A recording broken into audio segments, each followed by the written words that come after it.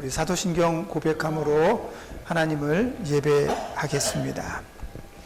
전능하사 천지를 만드신 하나님 아버지를 내가 믿사오며 그 외아들 우리 주 예수 그리스도를 믿사오니 이는 성령으로 잉태하사 동정녀 마리아에게 나시고 빌라도에게 고난을 받으사 십자가에 못 박혀 죽으시고 장사한 지 사흘 만에 죽은 자 가운데서 다시 살아나시며 하늘에 오르사 전능하신 하나님 우편에 앉아 계시다가 저리로서 산자와 죽은 자를 심판하러 오시리라.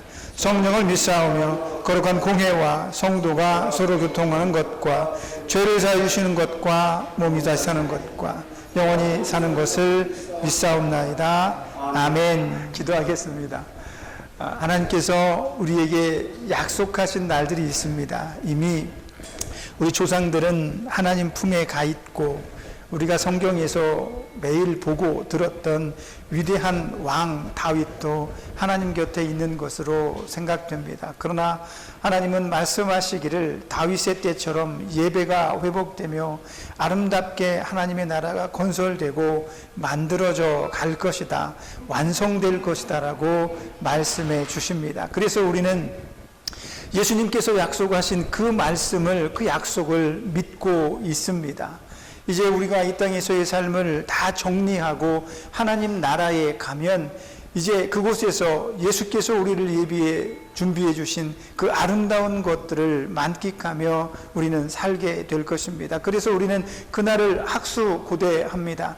이 땅에서의 삶이 고되고 힘들고 우리를 어렵게 하고 잠깐의 이 병원의 생활들이 우리를 힘들게 할지 모르겠지만 그래도 우리 마음속에서는 주의 약속을 기다리고 있고 그 약속을 바라보고 있습니다. 다윗이 누리고 있는 그 즐거움과 기쁨, 우리 부모 세대가 누리고 있는 하늘나라에서의 그 즐거움을 우리도 지금 바라고 있사오매 이 즐거움을 소망하는 우리 마음이 뜨겁게 하시고 하나님께서 약속하신 그 약속을 오늘도 마음에 굳건히 받아 하나님을 예배하고 찬양하고 또 기도할 때에 우리 가슴이 더욱더 뜨거워져서 하나님 만나는 아름다운 시간, 그렇게 성령이 우리 안에 충만하게 역사하셔서 우리 가슴이 뜨거워질 때 우리가 다시 한번 이 한 주간을 믿음으로 굳건히 살아낼 힘과 능력을 더하여 주실 줄로 믿사오매 우리가 하나님께 예배하며 하나님의 말씀을 듣고 찬양할 때에 성령의 충만함으로 우리를 위로하시고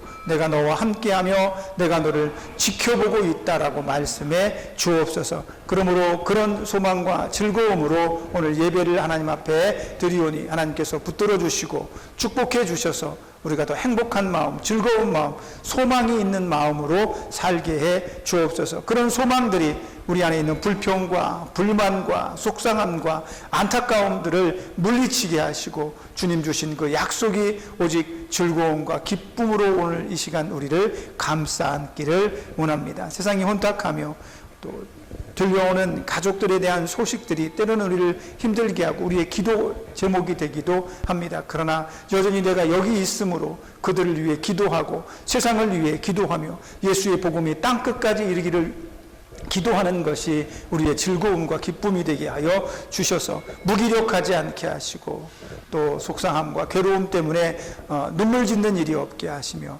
성령의 은혜를 사모하는 우리가 오늘 이 한 주간도 말씀으로 승리할 수 있도록 이끌어 주옵소서. 그렇게 되게 하기 위해서 사단이 우리 마음을 휘저을 때 나사렛 예수의 이름으로 결박하시고 하나님의 백성의 자격으로 예배를 통해 회복되는 우리 모두가 되게 하실 것을 믿습니다. 주께서 마치는 시간까지 우리 예배를 받아 주옵소서. 예수님의 이름으로 기도합니다. 아멘. 하나님 말씀 찾아보겠습니다. 열왕기상 3장 16절부터 28절 말씀까지 찾아보도록 하겠습니다. 왕상 3장 16절에서 28절입니다. 조금 긴데요. 한 가지 이야기이기 때문에 다 같이 한번 읽어보도록 하겠습니다. 한 목소리로 한 절씩 합독합니다. 시작. 그때에 창기 두 여자가 왕에게 와서 그 앞에 서며 한 여자는 말하되 내 주여 나와 이 여자가 한 집에서 사는데 내가 그와 함께 집에 있으며 해산하였더니 내가 해산한 지 사흘 만에 이 여자도 해산하고 우리가 함께 있었고 우리 둘 외에는 집에 다른 사람이 없었나이다. 그런데 밤에 저 여자가 그의 아들 위에 누움으로 그의 아들이 죽으니 그가 밤중에 일어나서 이 여종 내가 잠든 사이에 내 아들을 내 곁에서 가져다가 자기의 품에 누이고 자기의 죽은 아들을 내 품에 누였나이다. 아침에 내가 내 아들을 젖먹이려고 일어나 본즉 죽었기로 내가 아침에 자세히 보니 내가 낳은 아들이 아니더이다 하매 다른 여자는 이르되 아니라 산 것은 내 아들이요 죽은 것은 내 아들이라 하고 이 여자는 이르되 아니라 죽은 것이 내 아들이요 산 것이 내 아들이라 하며 왕 앞에서 그와 같이 쟁론하는지라. 왕이 이르되 이 여자는 말하기를 산 것은 내 아들이요 죽은 것은 내 아들이라 하고 저 여자는 말하기를 아니라 죽은 것이 내 아들이요 산 것이 내 아들이다 하는도다 하고 또 이르되 칼을 내게로 가져오라 하니 칼을 왕 앞으로 가져온지라. 사나이를 둘로 나누어 반은 이 여자에게 주고 저 여자에게 주라. 그 산 아들의 어머니 되는 여자가 그 아들을 위하여 마음이 불붙는 것 같아서 왕께 아뢰어 청하건대 내 주여 산 아이를 그에게 주시고 아무쪼록 죽이지 마옵소서 하되 다른 여자는 말하기를 내 것도 되게 말고 내 것도 되게 말고 나누게 하라 하는지라. 왕이 대답하여 이르되 산 아이를 저 여자에게 주고 결코 죽이지 말라. 저가 그의 어머니이니라 하매 온 이스라엘이 왕의 심리하여 판결함을 듣고 왕을 두려워하였으니 이는 하나님의 지혜가 그 속에 있어 판결함을 봄이라. 아멘. 조금 긴 내용이었습니다. 오늘 본문의 말씀을 의지해서 하나님의 지혜가 추구하는 일이라는 제목으로 하나님 말씀 전해드리도록 하겠습니다. 하나님은 하나님의 지혜를 통해서 이 세상에서 사람들이 깨닫지 못하는 일들을 추구하십니다. 우리는 아무것도 모르고 하나님의 말씀도 듣고 세상의 이야기도 들으면서 무엇이 옳고 그른가를 우리 스스로 판단해내지만 하나님의 지혜는 우리가 알 수 없는 일들을 진행해내는 역할로 사용이 되더라 하는 것입니다. 오늘 본문의 말씀에서는 그렇게 이 솔로몬의 이야기를 통해서 두 명의 창기 어머니의 이야기를 통해서 하나님의 일이 하나님의 지혜가 하는 그 일이 무엇인가에 대해서 우리에게 알려주고 있는 것이다 라는 것입니다. 오늘 본문의 말씀에 보면 두 명의 창기가 나오는데 그 여자들이 솔로몬 왕 앞에 나와서 재판을 받기 시작을 합니다. 그런데 그 재판에 앞서 어떤 일이 있었는지를 성경은 자세하게 설명해 주는데요. 3장 4절에서 14절의 말씀에 보면 이제 다윗 아버지 다윗 왕에게 왕위를 이어받은 솔로몬은 아직 나이가 어렸습니다.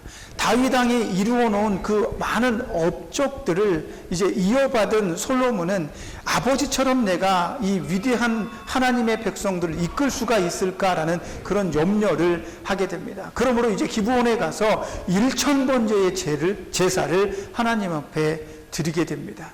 내가 아버지의 나라를 이어받아서 왕의 역할을 수행하기 전에 나는 먼저 하나님 앞에 제사하겠다라고 이야기를 하는 겁니다. 1000번째의 제라는 것은 굉장히 쉬운 일이 아닙니다. 제물을 1000번을 잡아서 드리는 겁니다.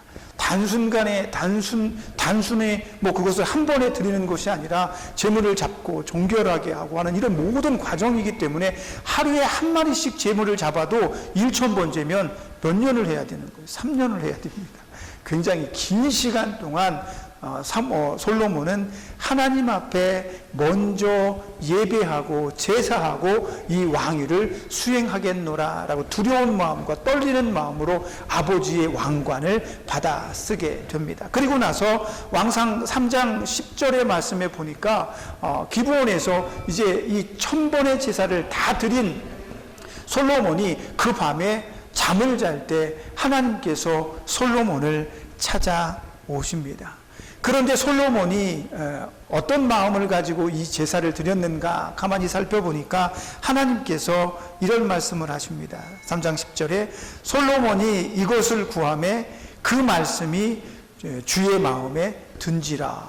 솔로몬이 1000번째의 제사를 하면서 하나님 앞에 하나님 나 이렇게 해주세요 라고 했던 그 마음이 하나님의 마음속에 딱 들더라는 얘기입니다. 그게 무슨 얘기냐면 이제 왕상 3장 11절에 하나님이 말씀하십니다.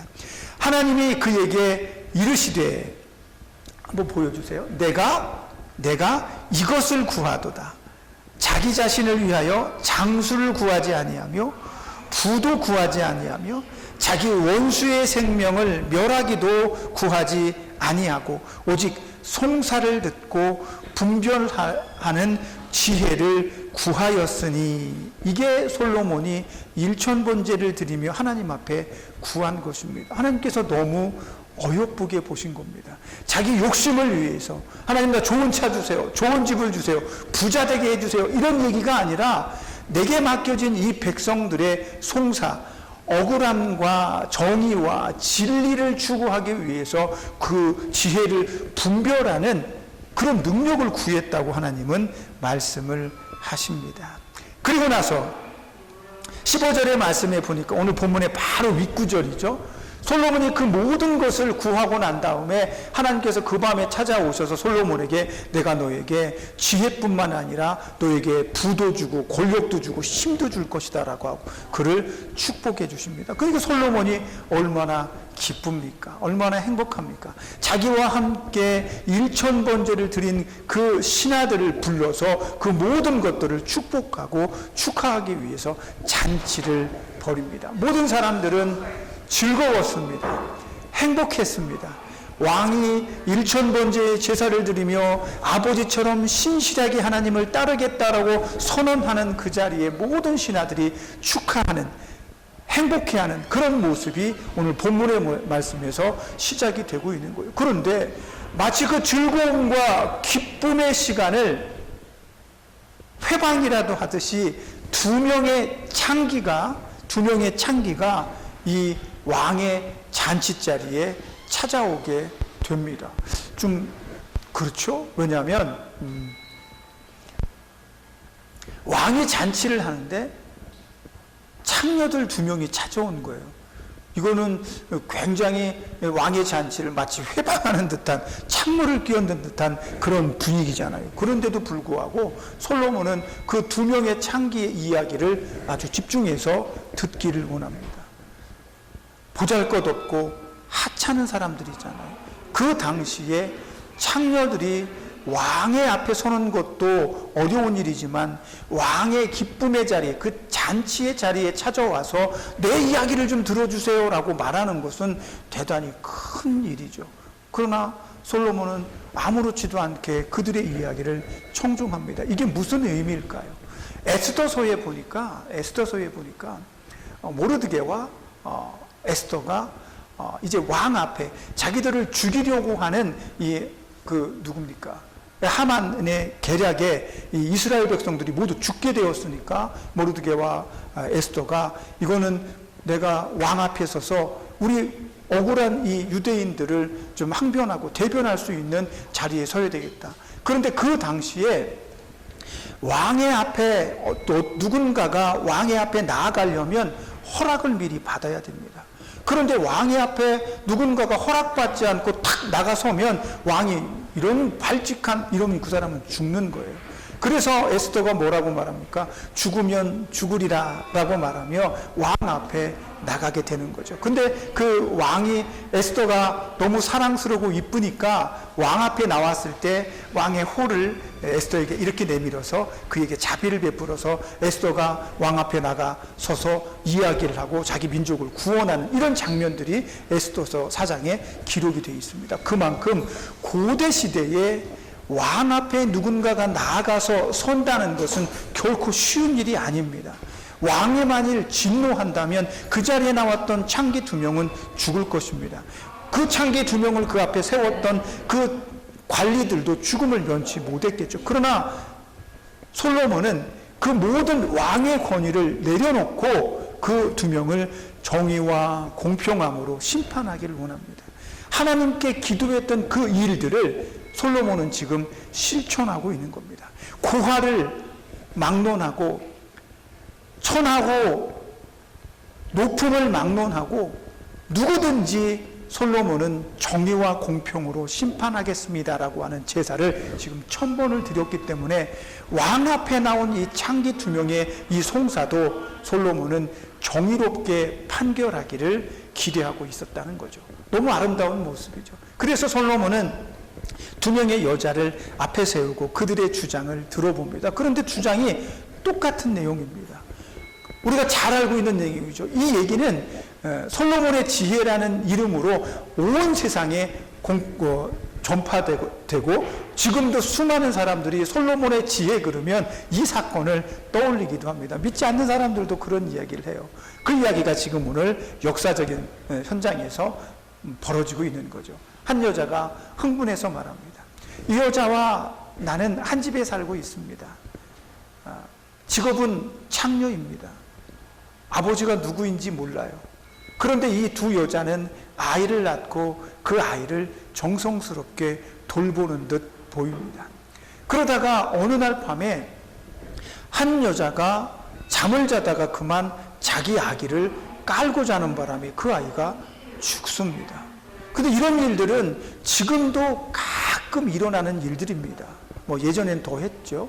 엄마가 자다가 아이를 자기도 모르게 이렇게 눌러서 죽이는 일들이 심심치 않게 일어났다는 거죠. 근데 그 사건이 그 여자의 그 집에서 일어난 겁니다. 그랬더니 자기 여자를 깔고서 자기 아이를 깔아서 죽였던 여자가 일어나 보니까 자기 아기가 죽었어. 그러니까 얼른 죽은 아이를 옆에서 자고 있는 다른 여자 품에 있는 아이와 바꿔치기를 한 겁니다. 이 사람도 모성애가 있었다면 죽은 아이에 대한 슬픔이 있었겠지만 이 사람은 그런 게 좀 없었나 봅니다. 자기 아이가 죽었으니까 얼른 산 아이로 바꾼 거예요. 그리고 나서 아침이 돼서 이 한 반대편에 있던 여자가 일어나서 아기에게 젖을 물리려고 보니까 아이가 죽었어. 그런데 가만히 유심히 들여다 보니까 자기가 낳은 아기가 아니더라라는 겁니다. 엄마들은 알죠. 이게 내 아이인지 아닌지 아무리 짧은 기간이라 할지라도. 그래서 막 다툼이 되고 동네 사람들이 와서 무슨 일이냐 이야기를 하니까 야 그러면 다 들어봤는데도 야 이거 도무지 누구 말이 사실인지 모르겠네. 아이가 어떤 여자의 아이인지는 엄마만 아는데 두 엄마가 둘 다 그 아이가 자기 거라고 얘기를 하니까 이게 도저히 이게 마을에서도 그렇고 그 도시에서 해결이 안 되니까 그러면 왕에게 가지고 나가. 그래서 왕에게 가지고 나가게 되는 겁니다.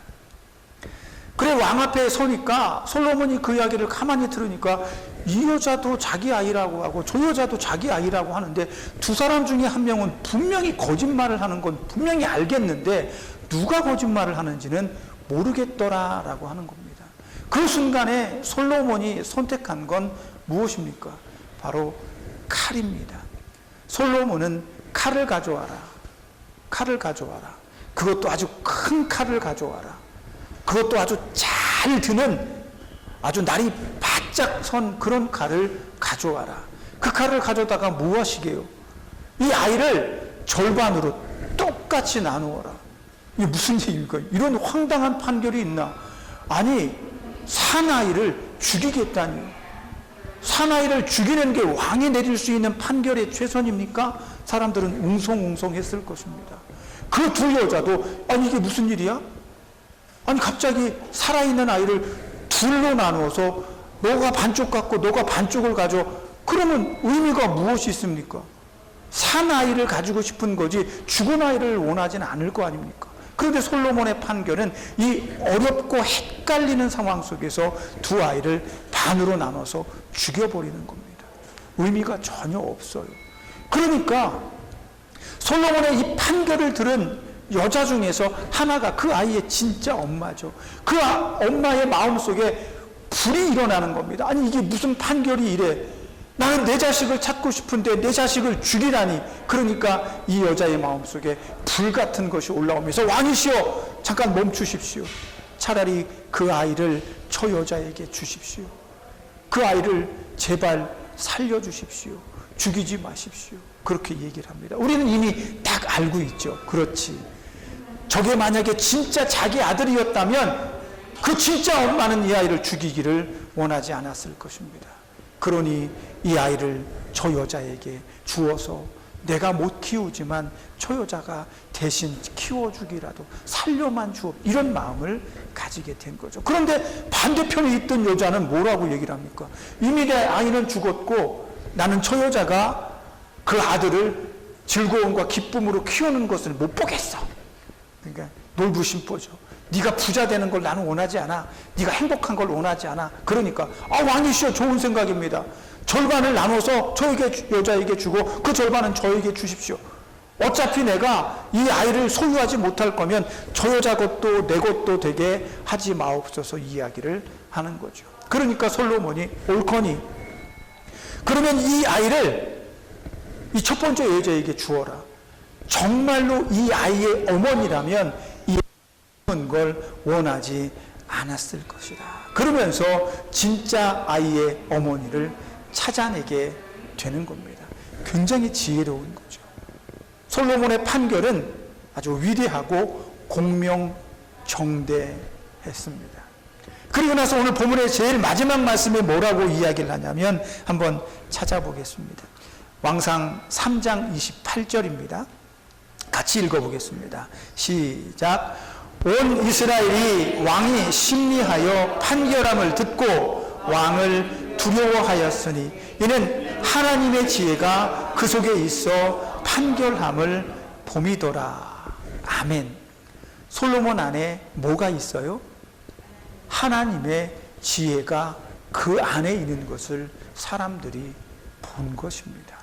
그러면 하나님의 지혜는 뭘까요? 하나님의 지혜는 무엇입니까? 우리가 인간적으로 야, 너 참 지혜롭다, 똑똑하다 이렇게 말하는데 인간의 지혜와 하나님의 지혜는 분명히 엄격하게 차이가 있습니다. 고린도전서 한번 찾아보겠습니다. 고린도전서 1장 18절에서 21절의 말씀에 보면 하나님의 지혜가 무엇인지에 대해서 분명하고 명확하게 설명해 주고 있습니다. 우리 다 같이 한번 고린도전서 1장 18절에서 21절까지의 말씀을 한번 읽어보도록 하겠습니다. 같이 읽겠습니다. 시작. 십자가의 도가 멸망하는 자에게는 미련한 것이요 구원을 얻는 우리에게는 하나님의 능력이라. 기록된 바 내가 지혜 있는 자의 지혜를 멸하고 총명한 자들의 총명을 폐하리라 하였으니 지혜 있는 자가 어디 있느뇨? 선비가 어디 있느뇨? 이 세대의 변사가 어디 있느뇨? 하나님께서 이 세상의 지혜를 미련하게 하신 것이 아니뇨? 하나님의 지혜에 있어서는 이 세상이 자기 지혜로 하나님을 알지 못하는 고로 하나님께서 전도에 미련한 것으로 믿는 자를 구원하시기를 기뻐하셨도다. 아멘. 무슨 얘기냐면 하나님의 지혜는 세상의 지혜로 깨달을 수가 없다라고 말씀하는 겁니다. 사람의 지혜, 고관의 지혜, 지혜로운 자의 지혜, 오래 공부한 선비의 지혜로 하나님의 지혜를 알 수 없다는 겁니다. 그런데 성경에 하나님의 지혜를 뭐라고 말하냐면 십자가의 도라고 말하는 겁니다. 그러니까 십자가의 도 안에 감춰져 있는 하나님의 지혜는 이 세상 지혜로 발견할 수 없다는 겁니다. 그 십자가의 도가 무엇입니까? 하나님의 아들 예수님, 하나님께서 인간의 육신을 입고 이 땅에 오셔서 우리 모든 사람들의 죄를 다 용서하시는 것이 하나님의 십자가의 도인데, 이 십자가의 도를 하나님의 지혜가 그 십자가 안에 감추어 두었다는 얘기입니다. 그래서 세상 사람들은 그 십자가를 보면서 깨닫지 못합니다. 야, 이게 우리를 구원하는 하나님의 지혜야, 방법이야 라고 성경은 이야기하는데 사람들은 깨닫지 못합니다. 야, 십자가에 달려서 죽은 사람은 강도 아니야? 나쁜 사람 아니야? 흉악범 아니야? 그런데 어떻게 그 흉악한 죄인들이 달려 죽는 십자가로 우리를 구원하고 우리 죄를 용서할 수 있지? 세상의 지혜는 그걸 받아들이지 않는 겁니다. 그걸 믿지를 않고 깨닫지를 못하는 겁니다. 그 십자가 위에 하나님이 우리를 위해서 죽으신 그 사실이 믿어지지 않는다는 겁니다. 그래서 하나님의 지혜는 그 십자가 위의 도를 설명하기 위해서 우리에게 복음이라는 하나님의 방편, 하나님의 지혜를 우리 안에 던져주고 있어요. 그래서 사람들이 그 복음을 듣고 하나님의 지혜를 깨닫는 자는 십자가의 도를 믿게 되는 겁니다. 그 위에 예수를 믿게 되는 거예요. 이게 하나님의 지혜가 하는 일입니다. 세상은 깨닫지 못하지만 하나님의 지혜는 믿음을 통해 믿는 자들에게 하나님의 도를 알게 하는 거예요. 그것을 알게 해서 뭐해요? 구원하시겠다는 겁니다. 결국 하나님의 지혜는 이 세상을 구원하시는 것이 하나님의 지혜가 하는 일이라는 겁니다. 그래서 우리는 십자가의 도를 복음으로 받고 예수를 믿어 하나님의 지혜를 깨닫고 천국을 바라볼 수 있게 됩니다. 그래서 우리는 십자가를 보면 천국이 보이는 거예요. 그런데 믿지 않는 사람들은 십자가를 보면 천국이 안 보입니다. 그게 뭔데? 하나님이 그 안에 우리를 구원할 수 있는 지혜를 숨겨놨다고 못 깨닫는 겁니다. 못 깨달아요. 잠언 9장 10절에 보니까 이런 내용이 있습니다. 잠언 9장 10절입니다. 같이 읽어보겠습니다. 시작. 여호와를 아는 것이 지혜의 근본이요 거룩하신 자를 아는 것이 영철입니다. 지혜의 근본이 뭐라고요? 여호와를 아는 것이다 라고 말합니다. 지혜의 근본은 여호와를 아는 것. 하나님의 지혜는 그 여호와를 알게 해주는 것. 그 하나님의 지혜가 알게 한 하나님을 통해 구원을 얻는 것. 이게 하나님의 지혜가 하는 일입니다. 그래서 저와 여러분 안에는 하나님의 지혜가 있습니다. 놀랍죠? 솔로몬에게만 있는 하나님의 지혜가 우리 안에도 있다는 겁니다. 왜? 우리는 그 지혜로 예수님을 봅니다. 하나님을 봅니다. 그 지혜를 통해서 우리가 본 하나님 예수님을 통해서 우리는 구원에 이르게 됩니다. 하나님의 지혜는 우리를 구원하기 위해서 우리 안에서 하나님을 알아보게 하는 겁니다. 예수를 믿어지게 하는 것입니다. 그런데 오늘 본문의 말씀에 솔로몬 안에 바로 그런 지혜가 있습니다.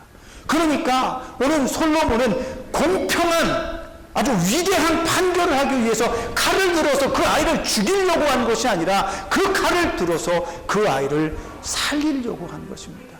사람들은 몰랐습니다. 한 여자는 자기 아기를 죽이고 남의 여자도 죽어야 내가 배 아프지 않겠다 생각해서 그 아이를 죽이라고 말합니다. 그래서 솔로몬이 든 그 칼이 그 아이를 죽일 것이라고 거기 모인 사람들은 생각했습니다.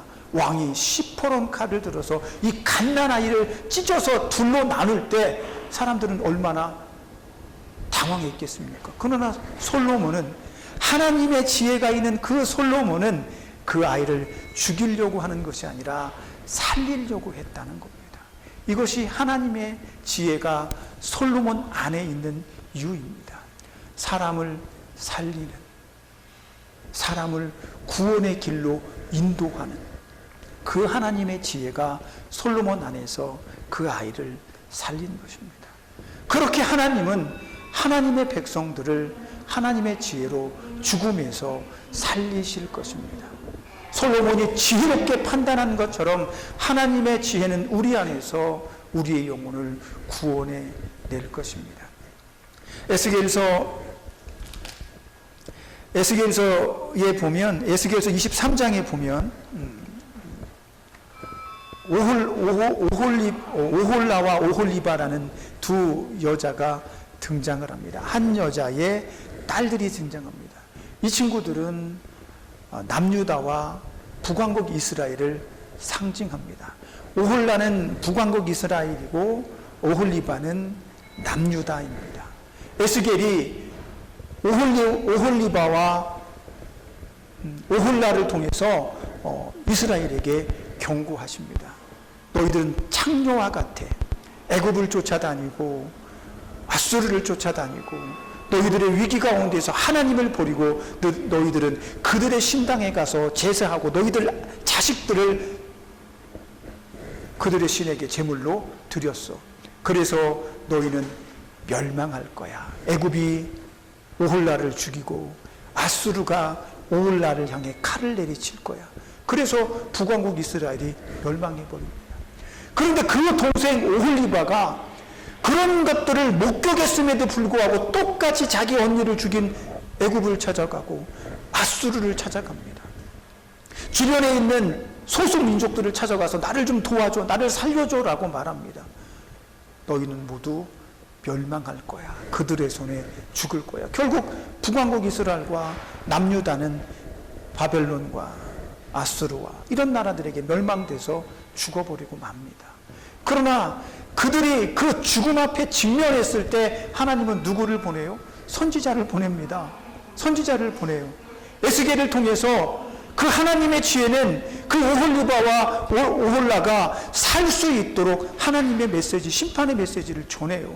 너네는 돌아와야 된다. 내가 북왕국 이스라엘의 오홀라에게 그렇게 거기 가지 말아라, 그 남자들하고 만나지 말아라, 그들하고 연애하지 말아라 했지만 말 안 들어서 그들의 손에 죽었잖아. 그런데 오홀리바, 남유다, 유다의 후손 너희들도 똑같은 모습으로 그렇게 하는 것을 원하지 않아. 왜? 너희들도 그들의 손에 죽을지도 몰라. 그러니까 돌아와 복음을 전하기 시작을 하는 거죠. 그러나 결국 그들은 그 하나님의 복음을 깨닫지 못하고 듣지 못해서 결국 북왕국 이스라엘과 남유다는 패망하고 바벨론으로 포로로 끌려가는 역사가 나오는 거죠. 오늘 이 두 명의 창기는 솔로몬을 만납니다. 하나님의 지혜가 있는 솔로몬을 만나서 공평한 재판과 공평한 일들을 통해서 판결을 얻고 그 아이의 생명을 구원하게 되죠. 거짓말한 창기가 어떻게 됐는지는 잘 모르겠습니다. 성경이 이야기하는 건 하나님의 지혜는 사람을 살리고 하나님의 백성을 구원하는 역할을 한다라는 것이 오늘 본문의 이야기의 핵심이 아닌가 싶습니다. 저와 여러분도 이 한 세상을 살아갑니다.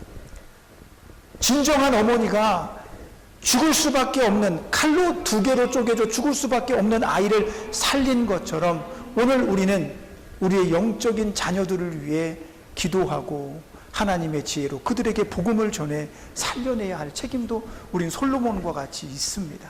솔로몬 안에 하나님의 지혜가 있어서 그 어린아이를 살려낸 것처럼 하나님의 백성이 하나님의 지혜로 살림을 받은 것처럼 저와 여러분 안에 있는 하나님의 지혜는 우리 자녀들과 우리 주변에 있는 사람들을 살리는 지혜가 될 것입니다. 그러니 오늘도 우리는 그 지혜로 누군가를 위해서 기도해야 됩니다. 그와 말을 섞을 수 없고 그를 보고 대면할 수 없지만 멀리 있는 내 가족과 내 친척과 내 형제와 내 자매와 내 자녀들을 위해서 내가 하나님의 지혜로 오늘 기도한다면 그들은 살 것입니다. 그들의 영혼은 구원에 이르게 될 것입니다. 어쩌면 오늘 솔로몬의 이 이야기는 하나님의 지혜가 하는 일들을 통해서 우리 안에 있는 하나님의 지혜가 또 다른 구원의 역사를 만들어내기를 원하고 있는 것이라는 말씀입니다. 그러니 오늘 이 한 주간도 저와 여러분은 믿음으로 우리 안에 있는 하나님의 지혜로 내가 발견한 십자가의 도, 십자가의 예수를 나만 아는 것이 아니라 그 지혜가 내 주변에서 다른 사람들도 살려내는 아름다운 일들을 목격하실 수 있게 되기에 축복합니다. 그래서 이 한 주간도 여러분은 하나님의 지혜가 있는 사람으로 살아내십시오. 그렇게 사십시오. 여러분 안에 있는 하나님의 지혜가 누군가를 구원의 길로 반드시 인도할 것이라 믿습니다. 기도하겠습니다. 하나님, 우리 안에는 솔로몬 안에 있었던 하나님의 지혜가 있습니다. 십자가의 모양을 보며 십자가를 보면서 예수를 바라보고 그 안에 있는 하나님의 구원을 우리는 깨달을 수 있습니다. 그 은혜가 우리 안에 있는 하나님의 지혜 덕입니다. 덕분입니다. 그러니 그 지혜로 우리는 우리의 할 일을 해야 합니다. 나는 비록 이 병원에 있지만 내 인생의 마지막 이 현장이 이 병원일지 모르지만 내 사역의 마지막도 여기에 있는 것을 압니다. 그러니 우리 안에 있는 하나님의 지혜가 내 자녀들과 내 형제들과 내가 사랑하는 모든 사람들과 내 주변에 있는 모든 사람들에게 구원의 길을 제시할 수 있도록 이 한 주간도 깨어있게 하시고 기도하게 하시며 지혜로운 사람으로 살게 해 주옵소서. 예수님의 이름으로 기도합니다. 아멘. 기도하겠습니다. 하나님, 감사합니다. 우리 안에 이 엄청난 비밀을 숨기시고 하나님의 지혜가 우리 안에 있어 우리가 십자가를 통해 예수님을 보게 하시고 깨닫게 하시고 구원에 이르는 그 길에 서게 하시며 세상 사람들의 눈에 보이지 않는 천국을 볼 수 있게 해주심을 감사합니다.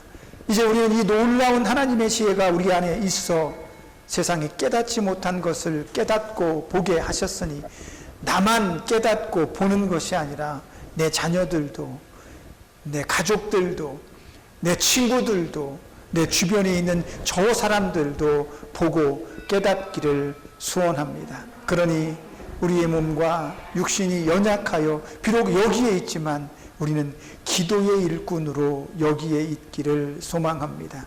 슬퍼하거나 괴롭거나 속상해하지 아니하고 하나님의 복음의 사역을 위해서 누군가를 위해 기도하는 한 주간이 되게 해 주옵소서. 그렇게 기도할 수 있도록 우리 육신이 아프거나 다치거나 병들지 않도록 지켜주시고 사단의 모든 권세를 이기게 하여 주옵소서. 예수님의 이름으로 기도합니다. 아멘.